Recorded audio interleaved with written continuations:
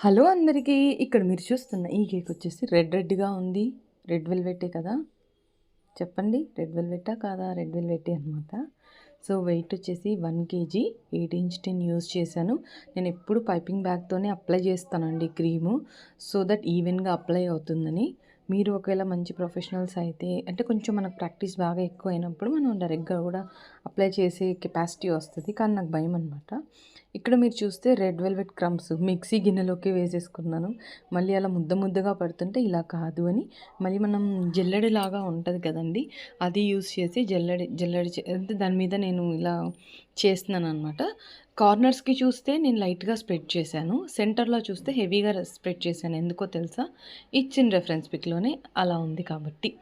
ఓకేనా. Red velvet crumbs చేసేటప్పుడు నేను రెడ్ వెల్వెట్‌ది మనం ఎక్కువగా బేక్ చేసుకొని పైన టాప్ లేయర్ ఉంటది కదా! అందులోకి నేను రెడ్ జెల్ కలర్ కొద్దిగా కార్న్ ఫ్లోర్ యాడ్ చేసి మిక్సర్‌లో వేసి గ్రైండ్ చేశాననమాట. సో, మనకు రెడ్ వెల్వెట్ క్రమ్స్ రెడీ అయిపోయినాయి.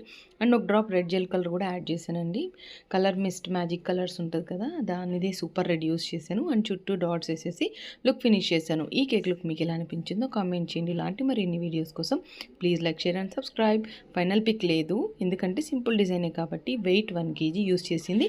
8 ఇంచ్ టిన్ ఫిల్లింగ్ వచ్చేసి క్రీమ్ చీజ్. బాయ్.